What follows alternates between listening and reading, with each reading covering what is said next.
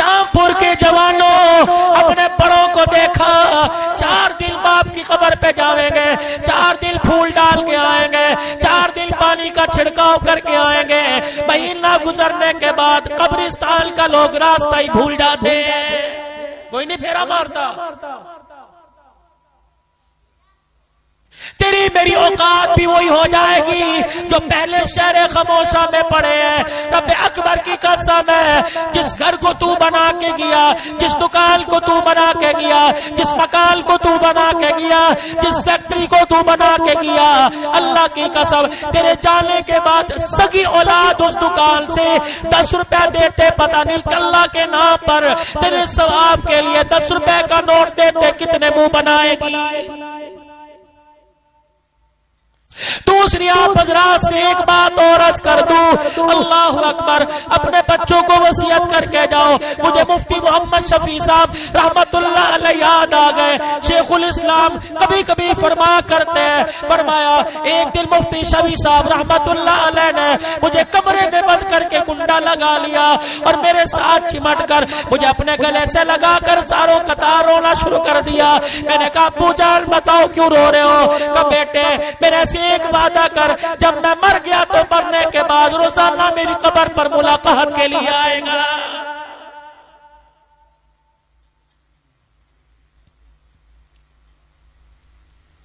تم نے دیکھا ہوگا قبرستان میں تدفین ہونے کے بعد، دفنانے کے بعد ایک درخت سے ایک ٹہنی ہری سی توڑ کے لا کے قبر پہ لگا دیتے ہیں۔ یار یہ ٹہنی کیوں لگائی؟ اگر اس کے پتے ہرے رہے، یہ پتے اللہ کی تسبیح کرتے رہیں گے، قبر والے کو سکون پہنچے گا۔ اگر پتے تسبیح کرے قبر والے کو سکون پہنچتا ہے، اگر مرنے والے کی اولاد قرآن پڑھتی رہے گی تو مرنے والے کو سکون نہیں پہنچے گا بھائیو۔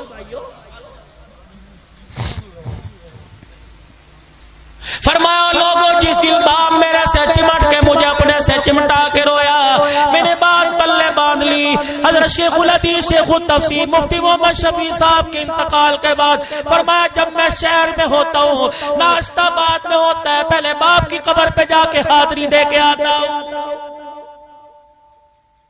وصیت کر جاؤ اپنے بچوں کو، آج اللہ نے موقع دیا، ان چھوٹی چھوٹی کلیوں پر رحم کر جاؤ، ان چھوٹے چھوٹے ننھے مہکتے پھولوں پر رحم کر جاؤ۔ اللہ پاک نے آج موقع دیا، اپنے بچوں کو کچھ بول قرآن کے پڑھا دو، کچھ آیتیں قرآن کی پڑھا دو، کچھ سورتیں قرآن کی بچوں کو یاد کرا دو، اور وصیت کر دو اہل خانہ سے جب میرا جنازہ اٹھے میرے چھوٹے سے بچے کو، میری ننھی سی معصوم بچی کو باپ کے جنازے کے ساتھ قبرستان لے آنا۔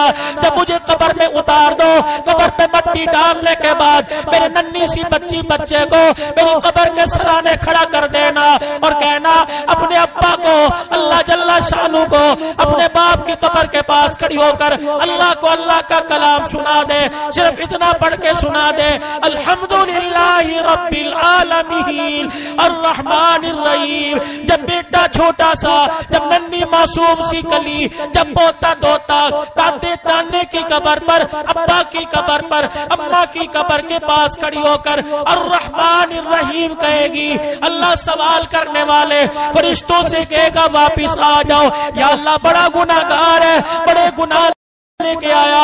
اللہ فرمائے گے میں جانتا ہوں تم قبر کا حال دیکھ رہے ہو، میں قبر کے اوپر کا حال دیکھ رہا ہوں۔ اس کا چھوٹا سا بچہ ابے کی قبر کے پاس کھڑا ہو کے مجھے رحمان اور رحیم کہہ رہا ہے، میں بیٹے کی زبان سے رحمان رحیم کا جملہ سن کر اس کے باپ کو قبر میں عذاب دوں، میں اللہ کی غیرت گوارا نہیں کرتی ہے۔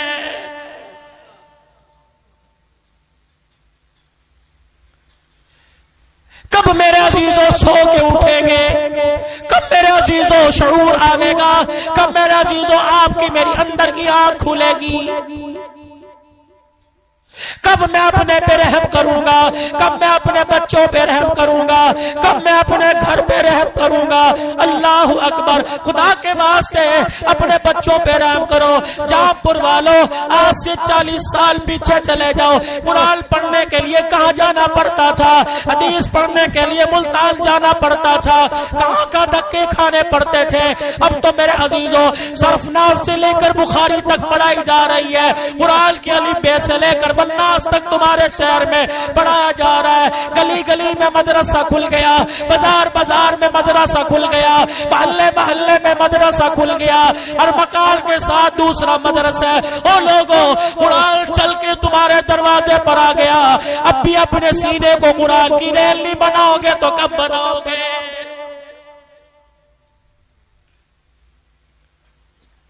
اور ان ساری باتوں کے ساتھ ساتھ جو بات میں نے اول سے شروع کی, یہ موضوع پھر کبھی لے کے آؤں گا, جو بات میں نے شروع کی تھی کہ اللہ نے اس امت کو خیر امت کیوں بنایا. یہ امت کسی کو دکان سے متاثر کر کے کلمہ پڑھا سکتے ہو؟ ہماری تجارت ایسی ہے کہ کسی کو تجارت سے متاثر کر کے کلمہ پڑھا دیں. لباس کردار ایسا ہے, آنکھ کا دیکھنا ایسا ہے. ہماری نماز مسجد کے اندر, روزہ اپنے اندر, حج بیت اللہ میں, زکات سال میں ایک مرتبہ.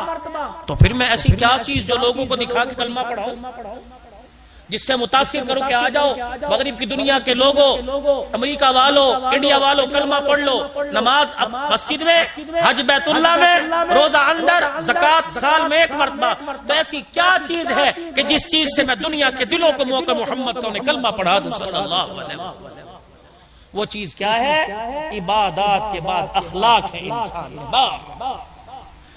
حضرت معاذ رضی اللہ تعالیٰ عنہ کو پاس بلایا, فرمایا معاذ میں تجھے پورے دین کا خلاصہ نہ بتلا دوں, میں تجھے نماز کا, روزے کا, حج کا, زکات کا خلاصہ نہ بتلا دوں؟ حضرت معاذ رضی اللہ تعالیٰ عنہ نے عرض کیا کون سا خلاصہ؟ معاذ کون معاذ؟ اللہ اکبر. کسی کے ہاتھ میں قیامت کے دن نوجوانوں کے ایمان کا جھنڈا ہوگا, بلال کے ہاتھ میں مؤذنوں کا جھنڈا ہوگا, کسی کے ہاتھ میں شہیدوں کے سرداری کا جھنڈا ہوگا. حضرت معاذ بن جبل کے ہاتھ میں قیامت کے دن علماء کی سرداری کا جھنڈا ہوگا. اے معاذ, میں تجھے دین کا خلاصہ نہ بتلا دوں, میں تجھے قرآن کی تفسیر نہ بتلا دوں, میں تجھے 30 پاروں کا نچوڑ نہ بتلا دوں؟ حضرت معاذ رضی اللہ تعالیٰ عنہ عرض کرنے لگے جی یا رسول اللہ. رحمت والے نبی نے اپنے ہونٹوں کو کھولا, اپنی زبان مبارک باہر نکالی اور دونوں انگلیوں سے اپنی زبان پکڑی. فرمایا یا معاذ کف ھذا, یا معاذ کف ھذا, اپنی زبان قابو میں رکھنا. حضرت معاذ کرنے لگے کملی والے, اللہ اکبر, پتبال کا قابو میں کیا رکھنا؟ فرمایا اپنی زبان سے کڑوا بول نہ بول دینا. اگر تیری زبان سے کڑوا بول نکل گیا تو اللہ کا عرش ہل جائے گا. علماء اکرام نے فرمایا ایک آدمی کسی کی بدتمیزی سہ کر, کسی کی گالی سن کر, کسی کا کڑوا بول سن کر مسکرا دیتا ہے, ساری رات تہجد پڑھنے والے سے زیادہ اللہ ثواب عطا فرماتا ہے.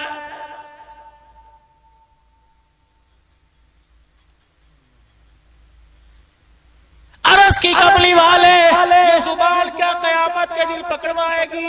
نبوت کی آنکھوں میں آنسو آ گئے. فرمایا اے معاذ, اگر زبان کا بول اچھا ہوا, قسم ہے اس رب کی جس کے قبضے میں میری جان ہے, اگر زبان کا بول اچھا ہوا, قیامت کے دن اللہ تجھے شہیدوں سے آگے کھڑا کر دے گا. اے ماں, زبان کا بول اچھا ہوا, اللہ اکبر, بڑے بڑے عبادت گزار, بڑے بڑے تہجد گزار پیچھے رہ جائیں گے. میٹھا بولنے والا آگے کھڑا ہو جائے گا. آخری بات, 21 سال جنہوں نے دشمنی نبھائی, 21 سال نبی کے دشمن رہے, اور دشمنوں میں بڑا دشمن ابو جہل بدر میں جہنم میں گیا, بیٹا بچ گیا. فتح مکہ تک کوئی جنگ ایسی نہیں جو اسلام کے مخالف نہ لڑی ہو. اور میدان میں مکہ فتح ہوا. رحمت والے نبی آئے بیت اللہ شریف میں داخل ہو رہے ہیں، آنکھیں مبارک بم، پگڑی کی کور سواری کے کجاوے کو لگ رہی ہے، جھکے۔ بلال رضی اللہ تعالیٰ عنہ نے دیکھا، یا رسول اللہ آنکھیں کھول کے دیکھو، حرم کا نظارہ نظر آ رہا ہے، حجر اسود، ملتزم، مقام ابراہیم، سب کچھ نظر آ رہا ہے۔ نبوت کی آنکھیں برس رہی ہیں، آنکھیں بند کر لی۔ فرمایا بلال آنکھیں نہ کھلوا، میری آنکھیں بند رہنے دے، آنکھیں کھولوں گا سمیہ کے ٹکڑے کرنے والا نظر آئے گا، بلال کو درے مارنے والا نظر آئے گا، میرے چچے کے ٹکڑے کرنے والا نظر آئے گا، یاسر عمار کو شہید کرنے والا نظر آئے گا، زنیرہ کی آنکھیں نکالنے والا، لبینہ کا چمڑا ادھیڑنے والا نظر آئے گا۔ وہ بلال میری آنکھیں بند رہنے دے تاکہ ساری دنیا والوں کو پتہ لگ جائے محمد بدلے لینے نہیں آیا بلکہ محمد معاف کرنے آیا ہے۔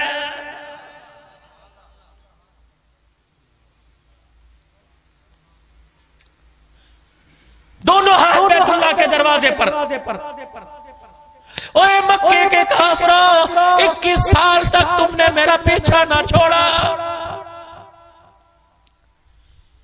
کیا کیا ظلم جو تم نے میرے پہ نہ کیے، میری بیٹی کے منہ پہ تماچا مارا، میری بچیوں کو تم نے جن کی ہاں ہو چکی تھی رشتوں کا انکار کروا دیا، 3 سال مجھے جیل میں بند رکھا، میرے ابو بکر کو تم نے مارا، میرے عثمان کو تم نے مارا، میرے بلال کو تم نے مارا، میرے عبداللہ بن مسعود کو تھپڑ مار کے کال کا پردہ پھاڑ دیا، میرے سلیمان کو مارا، میرے مقداد کو مارا، میرے یاروں کو تم نے کیا کیا نہ ستایا، میری بچیوں کو 5 دن بھوک کے رکھا، مجھے دھکے دے دے کے نکال دیا گیا۔